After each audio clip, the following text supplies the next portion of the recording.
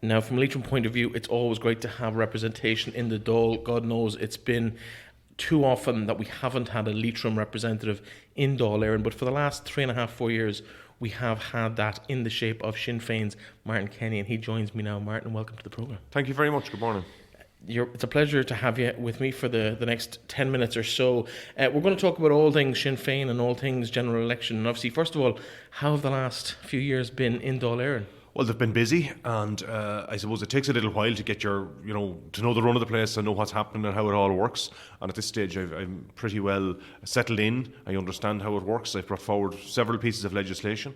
One of the first ones I brought forward was in regard to a rural proofing bill, which would be for every piece of legislation that would come through Leinster House, that we would look at how it would impact it would have on rural Ireland, and to make sure it wouldn't have a negative impact on rural Ireland. Because I'm very conscious that places like Leitrim particularly, and indeed the whole northwest, many of the policies that happen are very centred around Dublin or around the East Coast, and they can have a negative impact here without, if you like, the proposers of that legislation or the government realising it, and we need to mitigate against that. And sometimes it requires a special amount of additional funding and additional resources being put into areas which don't have the capacity to work themselves as they would have in other areas where they have more resources. How have you found that from being probably the most rural part of the country, if we're honest about it, one of the most disadvantaged areas? Yeah. Brexit coming in on top of that has probably thrown another spanner in the works.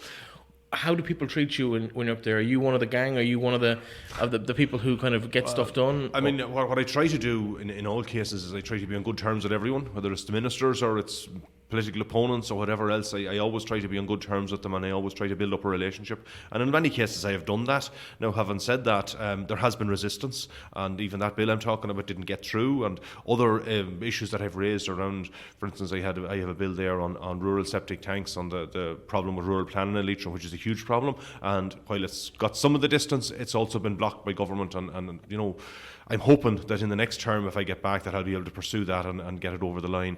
But in general, I have to say that I have found that it has been a huge experience. It has been a place where I know that you can achieve things, that something can happen there that will affect people's lives here and affect them positively, and I'm determined to make that happen in the next 4 years or 5. This week, the Sinn Féin manifesto was published and launched. Took a bit of a hammering from some of the opposition parties, suspects, which you would expect. In terms of, the word dangerous was thrown around a little bit. In terms of, from a Leitrim person's point of view, who's sitting down here, maybe not quite aware of all of that hoo-ha about manifestos and all that sort of stuff, what are the main things in there for Leitrim people to be aware of? Huge investment in our health service, change in how we manage our health service. We have layers of managers managing managers. Making sure that we get frontline services in place, making sure that we have positive discrimination for regions like the Northwest and Sligo, Leitrim and places like that where we need to see it.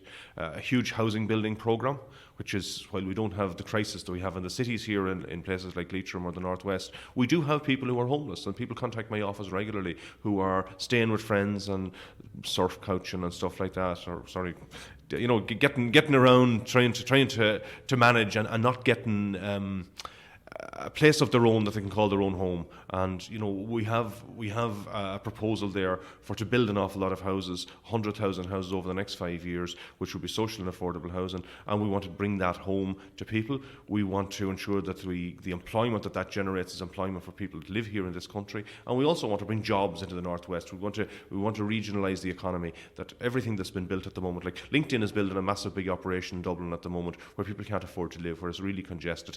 The like of that should be coming to places like Sligo, where we have the infrastructure in place, where there is place for people to live, where the quality of life is better. That's what we need to see happen. Well, you mentioned Sligo now. I'm interested that you didn't mention Carrick-on-Shannon, and not just from a local point of view, but is the housing stock in Carrick-on-Shannon an issue for projects like that? It's somewhat, but not really. I suppose the reason I mentioned Carrick-on-Shannon is because that's a very big project. Having said that, Carrick-on-Shannon has done well recently, and there has been some, employment opportunities have opened up in a number of different places here. But there's more to be done, and I think one of the things we need to do is get sectors of the larger companies to put parts of their business down here, and that's what I'm hoping to do. Even in Ballinamore as well, we see a project there to build an office space there, which we'd be hoping will bring about 100 jobs to Ballinamore. And indeed we see the same here in Carrick-on-Shannon, where there's opportunities to do that. Many of the companies are interested in remote working, in people who, for instance, their payroll sector of their company could be sourced somewhere outside of Dublin where rents are cheaper, where it's cheaper for them to rent the space, but it's also cheaper for the workforce to rent accommodation or for to live. And that's the type of vision that I would see that we could bring jobs back into the regions. I think where we're sitting here in the Hive is the Hive is a typical example, absolutely. You mentioned Ballinamore, and I don't want to bring up all the hoo-ha of last year, but let's just touch on it closely because it does have an effect on this year's election because you're now looking for votes, and Ballinamore is a Sinn Féin stronghold. It always has been. The issues around the asylum seekers arriving into Ballinamore, you took a very principled stand on that. Do you think that's going to affect you at the ballot box? Look, there's some people who voted for me before may not vote for me this time, and that's fine. That's their individual choice. There's other people who didn't vote for me before who will, and some of them because of that. So, it works both ways, and I took a position because I felt it was the correct position. I think it was very regrettable the way it went, and I think that the whole issue of moving to protest and blockade rather than going down the route of negotiation and working out a solution, because the truth is the asylum seekers were going to come, and it was about managing that properly, and that's what I sought to do. And the accommodation they were going to is very good accommodation and is a step away from the old model of direct provision that people are so critical of, and I am so critical of. This was a better system, and I think it will be seen in the future that it was a much better system. I do often think of 1930s in Mohill. There was a huge protest against jazz music, and there was 3,000 people at it. And when we look back now, we say, what was all that about? And I think into the future, the next generations will look back at this situation and say, what was all that about? Sometimes they say that politicians, when they make a stand like that on a point of principle, that it come back to bite them. Would you have any regrets if it did cost you your seat? No. Good to hear. And another issue that's been in the news over the last few weeks locally is the withdrawal of your running mate Chris McManus. Yeah. Can you tell us a bit about why Sinn Féin have decided to go with a one-party strategy, or why Chris has withdrawn from the election? Well, I suppose, first of all, we had a local election in May of last year, and that election didn't go as well for us as we had anticipated in many areas around the country, and we lost seats here in Leitrim, and our vote went down in many areas. And conscious of that coming into a general election, while you're always trying to be positive and put forward the best foot possible, in a 4-seat constituency, the analysis was that it was very unlikely we were going to take 2 seats.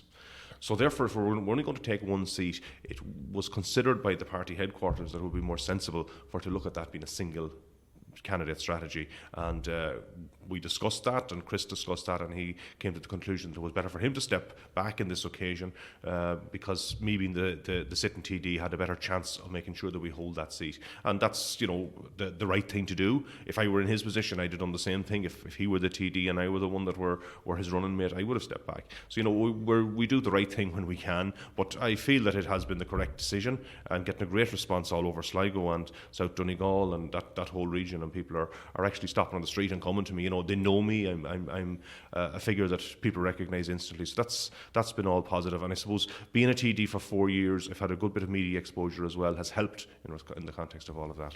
Now, just going through some of the numbers from the last election, because I have made a couple of notes. Sinn Féin had 17.8% of the total poll last time round. First preferences. And you had 10% of that yourself. So it would indicate that you were the stronger candidate. You obviously went on to be elected. At the local election, that dropped to just under 10%, 9.5%. Yep. And again, that's the point I'm making. Yeah, so in terms of, but the key one for me was you were elected essentially on the 3,800 transfer votes of Chris McManus. Are you confident that you'll take them into a first preference? Will Sligo people vote for someone who's seen as a Leitrim candidate? Yeah, many of them will. Because, as I just say to people in Sligo, 90% of people who came to me in the clinic or came to us with issues or problems in the last 4 years have either phoned us or contact us via email or Facebook Messenger or some other means. Very few people want to walk into an office and meet you face to face or have the time to do that. Most modern communications has changed that. And when I'm handing somebody a leaflet, I was in Tubbercurry yesterday, and I said to them, I'm in Leitrim, but I'm only a phone call away. That's the distance we are now. That's what modern communications has done. And most people understand that and realise that.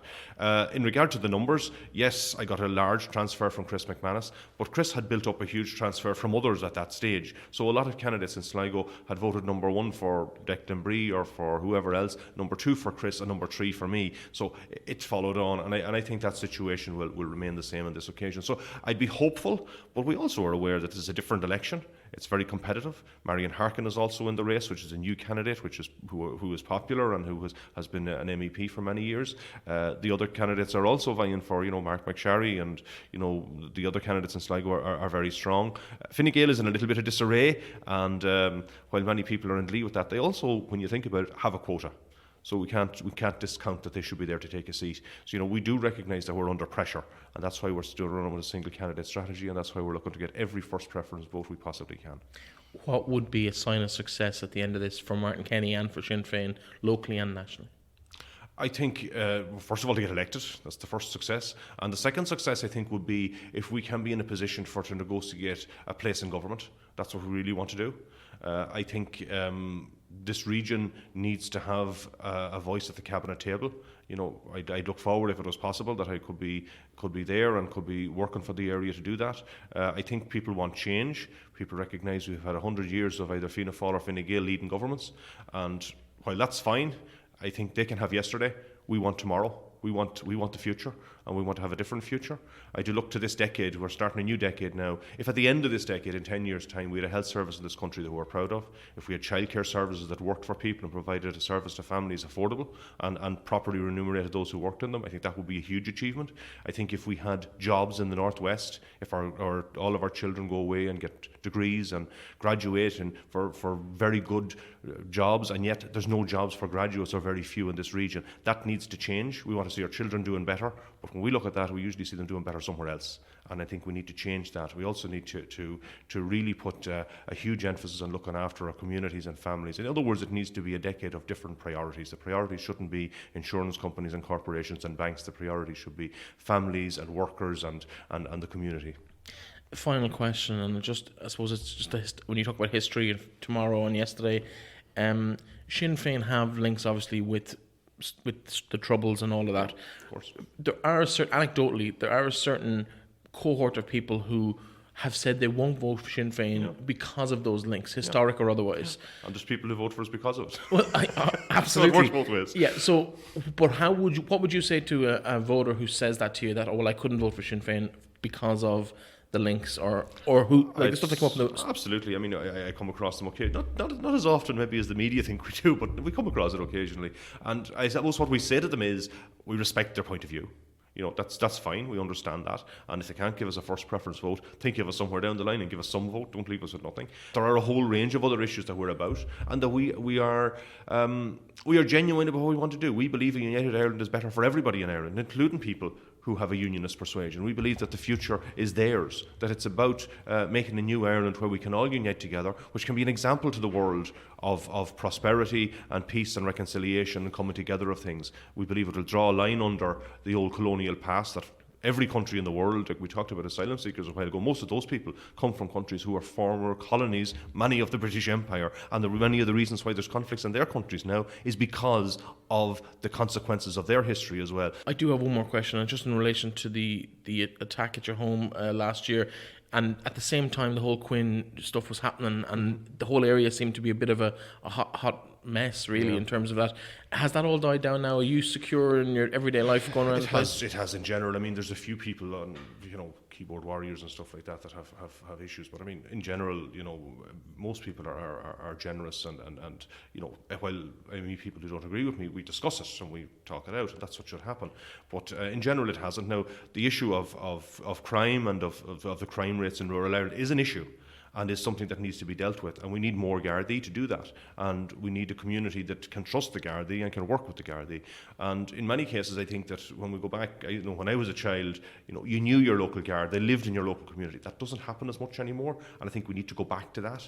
I think there also needs to be changes in legislation and changes in laws to ensure that we can deal adequately with particularly the people who are in these drug crime and drug gang type situations, which is really terrorising communities in many parts of the country, and also has an impact in rural Ireland, because many of the people who are involved in the kind of crime that we see, that like breaking into shops and stealing from people and all of that, there is a drug element in much of it, and I think that's an issue that we need to deal with as a society. We need to recognise that if there's going to be a drug habit out there, that drug habit feeds a drug crime gang system in the country, which is causing huge problems, and I think we all have to be responsible around that. It's also a health issue. It's a social issue and it's a crime issue. And I think we need to have a three-pronged approach to deal with it.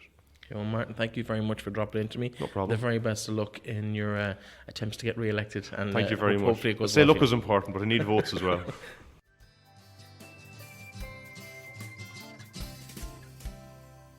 Now, a candidate in the Sligo Leitrim election for the Aontu party is none other than Anne McCloskey. Anne, welcome to the programme. Thank you, Breifne.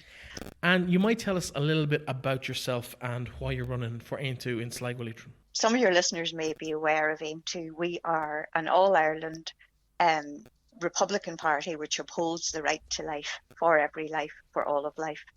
Our sort of strapline is life, unity and economic justice. We have members from every political party in Ireland, with people who left Fianna Fáil, Gael, the Greens, Labour, Sinn Fein, to join our ranks. And we've only been in existence for a year, and over that last year, Pater being our leader, and to a much lesser extent myself, have travelled to every county in Ireland trying to spread the message. So while obviously you're not contesting an election without the intention of winning a seat, there's also an important thing to let people hear our message and let them hear the very positive plan we have in order to move this nation forward. We regard Ireland as, I live in the north of Ireland, but we now have, since Brexit, and we have a de facto border down the Irish Sea, and we are having really useful conversations with unionists from the north. And I think that certainly now is the time we need to plan for Irish unity. And I'm not going to put a time limit on it, but those conversations have started, and particularly for people like me who are from the northwest of the country and who understand the problems that peripherality and poor infrastructure and lack of investment that would resonate so much with your listeners from the west of Ireland. I think that understanding, and we can actually make a better place for everyone by an all-island economy. Tell us a little bit about yourself and your own background and why you've got into politics. Yeah, well, I came to certainly electoral politics late in life, but I've been a political activist all my life. I was born in Derry. I remember the earliest days of the civil rights movement and the conflict that tore our communities apart here.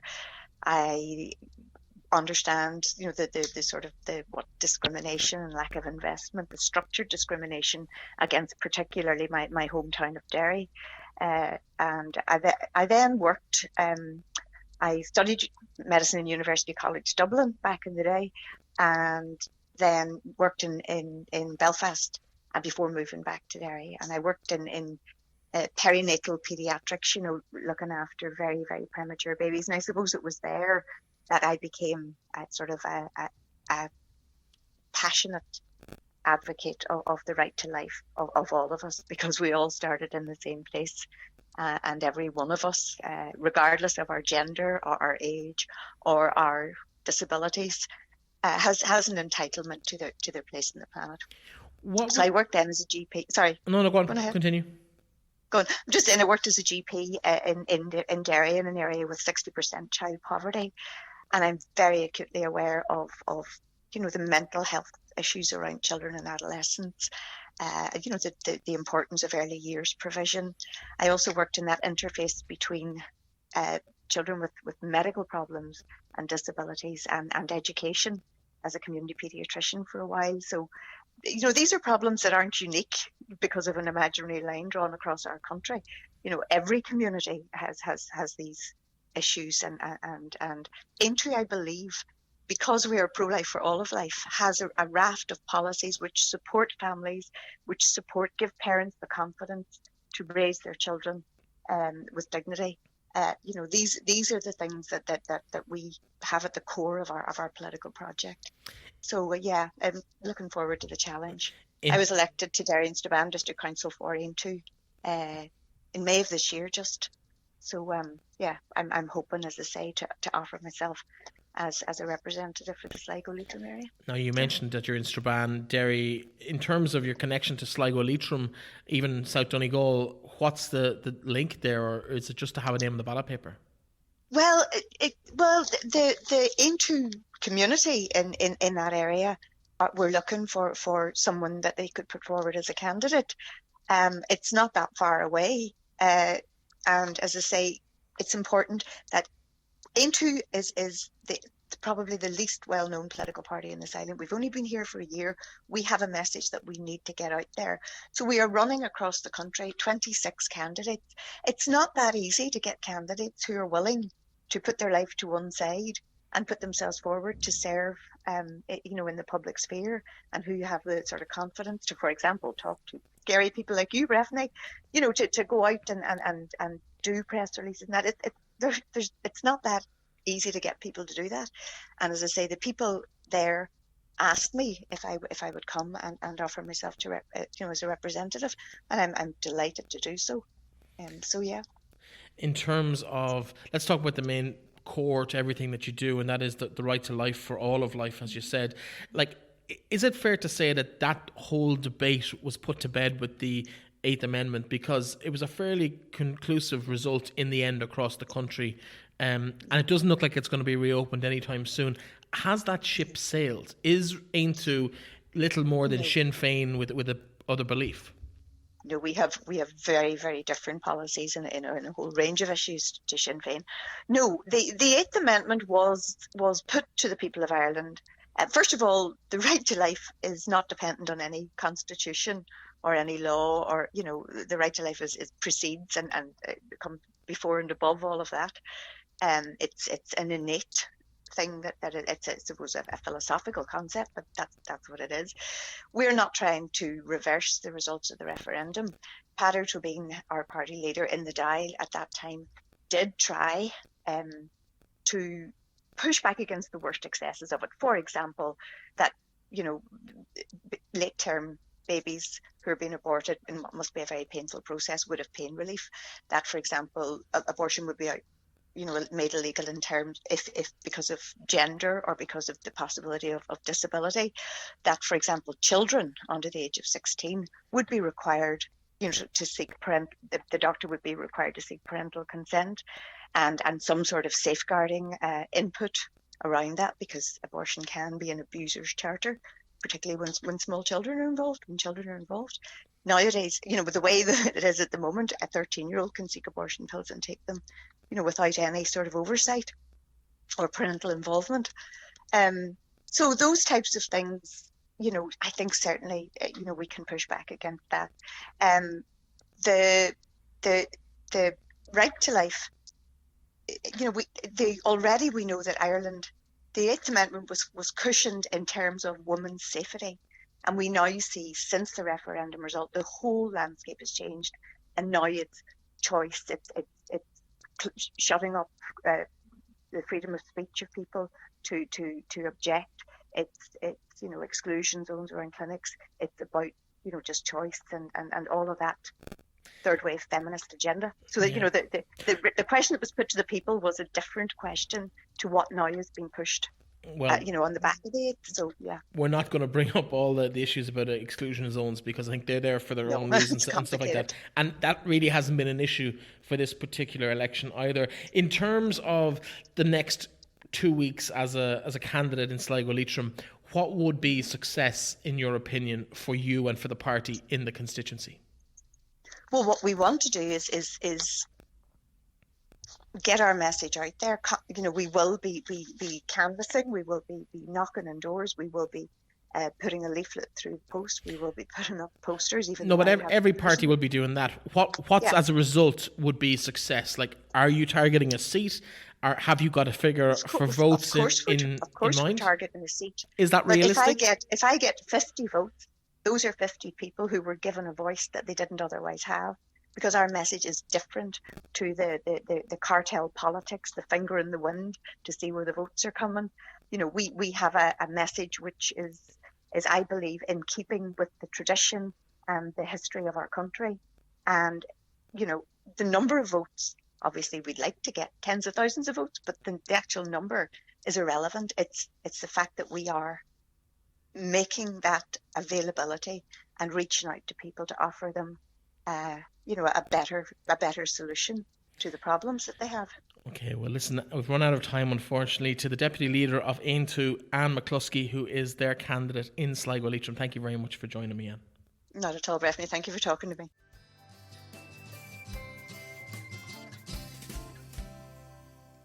Now, the candidate for the People Before Profit Party in Sligo Leitrim is the Mayor of Sligo, Gino O'Boyle. Gino, welcome to the programme. Thanks very much, Breifne. Good morning. You're more than welcome. Gino, tell us a little bit about yourself, obviously Mayor of Sligo, but tell us a bit about who Gino O'Boyle is and what you represent.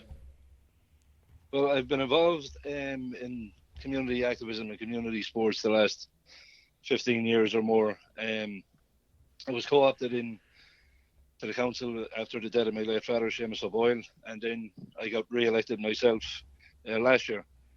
I've been involved in local activism with the Right to Water campaign, the Marriage Equality campaign, and the Repeal campaign. So you've been heavily involved in community projects over the years. What possessed you to run in the general election? Why are you putting your name forward on the ticket? I think it's you hear this thing the whole like new voice or I'm fighting for your corner, but in reality Sligo and Leitrim have been neglected the last couple of years. Well, more than the last couple of years. When we're out in campus and we see areas that even they might have had TDs, the reality is the work hasn't been getting done. I believe that to make a difference, you have to see the difference, and I think I could be that change to help make the difference that we need. What are the main issues you're finding on the doorsteps when you're knocking on doors over the last few weeks? Oh, housing, health, climate, the pensions, with the pension age, we need to get that back down. We're nearly the highest in Europe. And if you see what happened in France recently when they tried to raise it, they had everybody out in the streets. It's time we have some action like that, What would you propose to do in terms of the age? Should People Before Profit get into power or even into a coalition government? Like, what age are we talking about, bringing it back to 65 or? We have to restore it back to 65 because the way it is now is some people are going to have to sign on after working all their life, and that's degrading. After a life of working hard now, you have to sign on to dole to wait till you turn the right age to get the pension. And with Fianna Fáil, Fianna Gael, and people forget that Labour were involved in this, the pension age is going to rise again. It'll be nearly 71 at some stages over the next 10 to 15 years. It's a disgrace what they're doing. Is it sustainable to bring it back to 65 from a financial point of view, or is the finance just a secondary thing in this whole discussion? Well, for somebody working all their life, you have to remember that there was 20 billion taken from the pension reserves to bail out the banks. Financially, you could increase it up to €260 and bring it back to 65 and only cost 450 million. We've that costed in our budget. What's the situation with the health service at the moment? We need to establish a national health service free at the point of use. We need it publicly owned. When you see what's going on even with the hospital left in the overrun there, over 2.5 billion to build a hospital. When the money could be put into the right staff, proper pay increase, and to cut the hospital wait lists. But we do need a new children's hospital. We do, but for 2.4 billion. The same one was built in, I think it was Finland, for 70 million. The problem here with Ireland is everybody has to get their own back rubbed with the money. Unfortunately, it's so corrupt. It's really shocking. So what would People Before Profit do differently if they were in a coalition government after the election? What would be the proposal that you would change about that? We need to put in a proper health service. We need to get in our own publicly owned construction company, because they keep saying that there's a recovery, but there's only a recovery when there's constant building going on, and the building as it is only happening in Dublin. We need it outside of Dublin as well. Like I said, people are being neglected. Let's talk specifically about Leitrim for the moment, because that's the area we cover. Obviously you're Sligo based. What's your connection to Leitrim, or what's your interest in the county of Leitrim? Well, I've been involved in Manor Hamlin a couple of times with some sporting activities, and if you can see with Manor Hamlin Rangers, you go up there, they have great facilities, but around it, the roads and that. We need more investment in roads, public infrastructure. We need rural broadband. Wastage of money. 5 billion going into the broadband. when it's going to be privatised. You know. So what's the alternative to that? Public ownership? Oh, of course. Like, why put 5 billion in for it to be given away? You know, sometimes I do think when you're looking at the money we're wasting, it could be put into better services. You know, it's 500 million to cost. I would presume we have it costed in our budget for internet, rural broadband. You know, how can it go from 500 million to 5 billion? Yeah, it's a bit of an overspend, all right. In terms of, sorry, but in terms of living in rural Ireland, I suppose I live in Leitrim village, which isn't particularly rural, but even there in a village in County Leitrim, phone service can be atrocious at times. Broadband can be hit and miss for a lot of people. And the reality is that we need these services if people want to realistically come back and live in these parts of the country. Oh, yeah, 100% you need them. The money invested, but you don't have to be paying 5 billion. You know, we're told that there's no money for the pensions, yet they can give 5 billion for the broadband. You know what I mean? Yeah, it's a little bit of a double standard. What have you been finding on the doorsteps across the county and across the constituency over the last few weeks? How are you feeling the mood is towards yourself, and what's your outlook coming into the election? Everybody says the exact same thing. Oh, the response has been brilliant, but the response we're getting is that Fianna Fáil and Fine Gael aren't wanted on the doors. You know, it is time for a change and it's time to break the cycle. Fianna Fáil and Fine Gael have been in government for decades. 1 in 3 of their TDs are landlords. You know, they've created the worst crisis ever with the housing. We have the highest hospital waiting lists. You know, 700,000 people on waiting lists, and they think people want them to call to their doors. Yeah, one of the things here in Sligo is the local property tax is coming up, and the council rent increases, and we're doing a petition at the minute. And the council rent is going up in April. They're going to take away the rent caps, which is it's fine for some people, but other people can't afford it. Old age pensioners who are after getting an extra €3 or €5 in their pension every week, that's going to now go under rent, so they're going to go back into fuel poverty.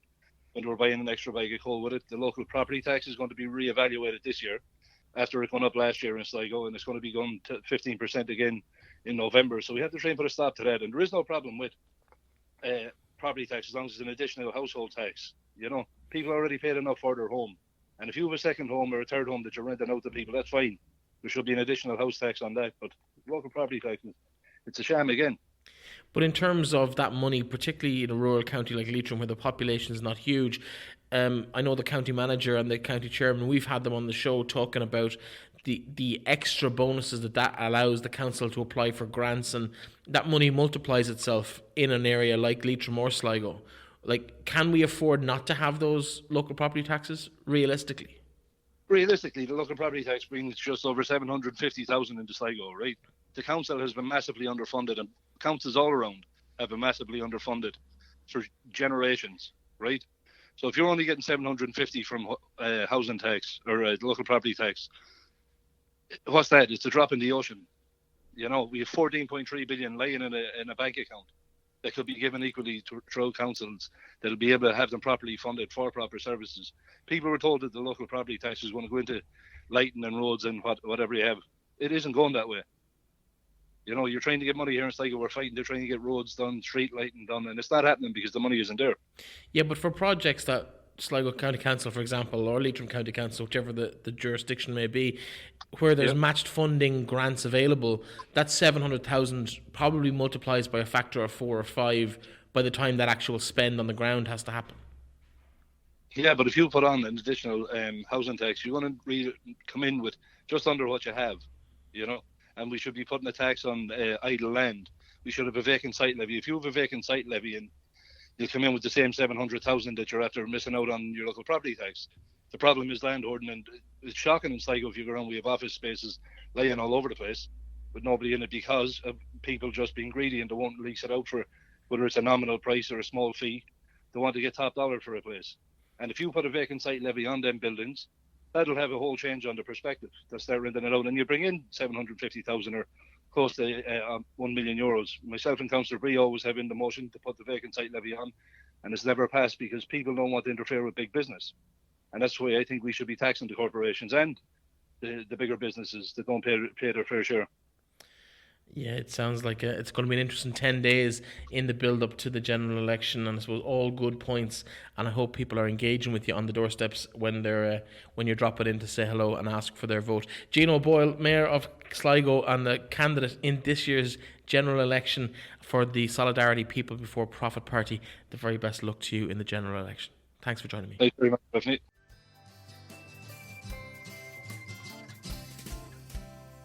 Our next candidate is with Renua. Oisin O'Dwyer, welcome to the programme. Hello, Breifne. Thank you for coming in. Let me first start by asking you a little bit about yourself. Tell me a bit about who Oisin O'Dwyer is and where you've come from. Well, I'm from Drumshanbo. I'm a local man. I grew up in Drumshanbo and I work in Carrick-on-Shannon here in retail. I've been involved in activism for free speech and for pro-life and also for workers locally as well. So you've been involved in activism in the general area, and now you've decided to put your name forward for the general election. Now, you have a bit of history in politics, but it's all been in the last probably 12 months or so. You joined Renua at the start of last year, early last year, and you ran in the local elections. How did that go for you? Well, Renua was an unknown entity for a lot of Leitrim people, and it's understandable, like that. To get the name out there it's difficult, but I'm slowly getting there now. It takes time. And in terms of the work, because obviously you wouldn't have been happy with the actual count. We won't go into the specific numbers, but it wasn't fantastic. But you did only join the party maybe a month or 6 weeks before that. It was a very late decision to run. In terms of the last 9 months and progressing from there, how has that development gone for you and the party in the county, in the region? Yeah, it's been a positive. Admittedly, the votes that I got during the local elections were quite small, but they were spread over all the polling stations, which I thought was quite positive. It meant that there was a need for something new in all the areas of Leitrim. Talk to me about Renua and what it stands for and the main policies that the organisation has into the general election. All their policies are based around three main ideologies: family, community and country. They have a series of different policies, and they cover many different areas and sectors. There was a big fanfare a couple of years ago, big national launch. There were elected officials. There's been a lot of development in the party over the last few years. As it stands, no directly elected representatives in the country. That's correct. Yeah, we have no elected representatives at the moment. Hopefully that'll change. All things going well. If we get a few elected, even one or two would be great. But look, we understand where we are, and we're looking to evolve and try and bring as many people on board as we can. I feel that if people actually read into the policies that we have, and instead of discounting them or being sceptical, just to keep an open mind and have a look at the policies and see what you think. That's all I can ask from anyone. Well, tell us about those policies. What are the top 2 or 3 things that Renua will do if they get public representation? Well, they want to protect the children's education, and obviously there's a lot of talk recently. I don't know if anyone in the area is aware fully of the situation with the RSE, like the scheme that's in place for example, sex education. I think it's been put on hold at the moment, but it was going into the 3rd stage of the process, and effectively there was a danger of like pornography and such things of that nature being taught to children, and we were staunchly against that, and we wanted to make sure that our children were protected. Obviously, I'm a father, and I have a strong stance against this. I don't believe that our children need to be exposed to things at an early age that they don't need to be. What age are your children, if you don't mind me asking? I have 2 boys, and Noah's 5 and Lucas is 3. Okay, well, they're quite young now, but yeah. Let's say, for example, the average teenager now, that RSE, the sexual education stuff, would come in probably in their 2nd level education, I would imagine. Yeah, there was post-primary as well included in it. Yeah. The guidelines came down from Europe, and they were guidelines. It was left to the imagination. They the statement, if I can recall, was to do with age. It could actually go down as far as 6 or lower, even 4. But let's talk about teenagers now, because most teenagers, whether we like it or not, are sexually active, or there's a fair proportion of them from a much younger age than would have been the norm back when I was a teenager. From 14, 15, 16, people are sexually active. Are they not better off knowing the facts and having a proper, thorough sex education? Because they all have access to the internet. They all are way more knowledgeable now than they were 20, 30 years ago. Should that not be structured and let them know about the importance of being in a relationship, of the physical sides of what comes with being sexually active? Well, I suppose what I can say to that is I would be from a fairly religious family. I'm not as religious as I could be, I suppose, but I'm trying my best. And as a father, I think it's important to lead and to try and show good example. And I just can't get. I know there are issues with teenagers. I understand that, but allowing your children to be exposed to that within the school system, I feel, is unnecessary. That's a duty that, the parents are the primary educators, and I feel that anything that takes away that from the parents is completely uncalled for. Well, the kids are educating each other before the parents have a conversation about it nearly in this day and age, and learning from other children is great for most things, but when it comes to that sort of stuff, I just think, well, I'm not going to get into the policy, but I just question about whether it's trying to close the door close the gate after the horse is already bolted. Like, the cat's out of the bag already on that. I don't think we can get it back in. Yeah, well, I think what needs to happen is that parents themselves need to have a talk with their children.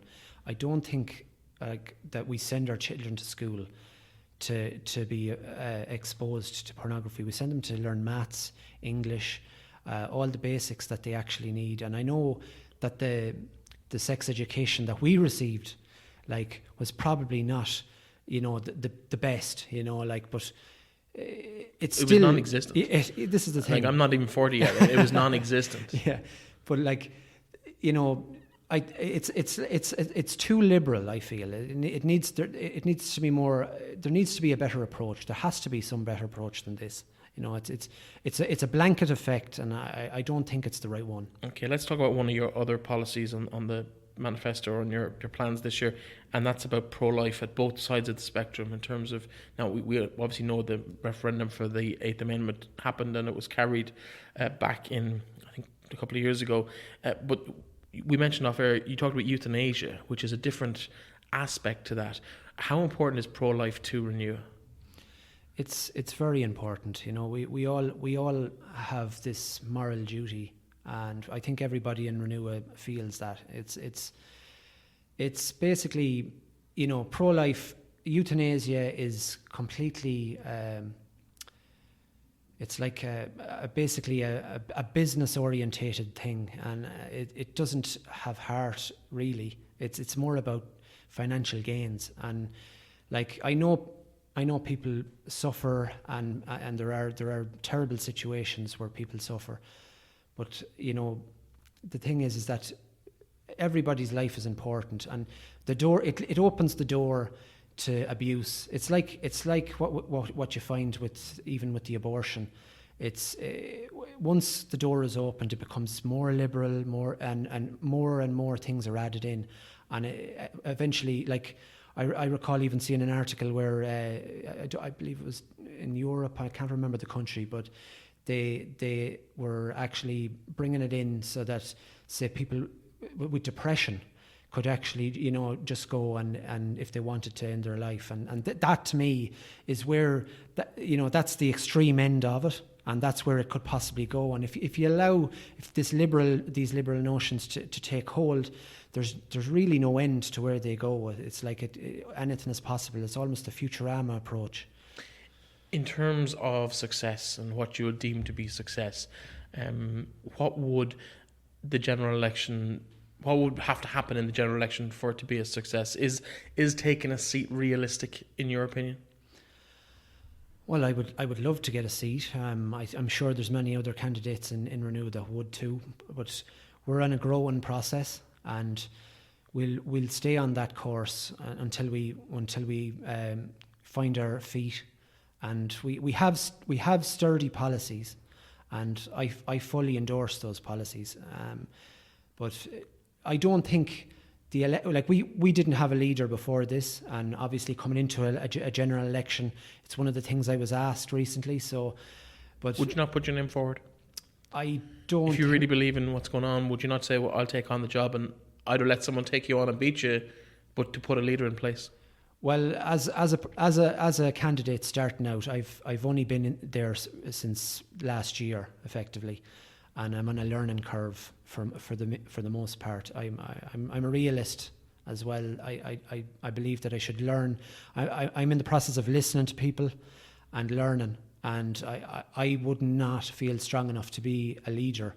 Maybe way down the line, but at the moment I'm happy just to learn from my betters and take in the vast knowledge that they have, and I appreciate it as well. Well, listen, Oisin, I hope you're wrapped up well for the nights on the canvas. Thank you very much for coming in, taking the time to have a chat with me, and the best of luck in the election. Thanks a million.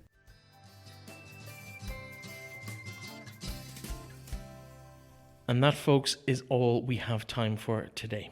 We have run way past the half hour that we normally do on the show, but I think you'll agree that it was great to hear from some of those candidates that you might not have been that familiar with, or might not have had the opportunity to get their points across in a crowded environment, as some of the other broadcasters have done over the last few weeks. Thank you to the 9 candidates who did make themselves available for interview, and the very best of luck to all 19 people who have put their name forward on the ballot paper to represent us in the next Dáil. I've been Breifne Earley. This has been A Current Affair on Leitrim Daily. Don't forget, you can subscribe to the channel by clicking subscribe on Spotify or on Apple Podcasts or YouTube. We would love to have you around for more of the shows going forward. I'll be back tomorrow with a look at the sports roundup of the weekend. Talk to you then.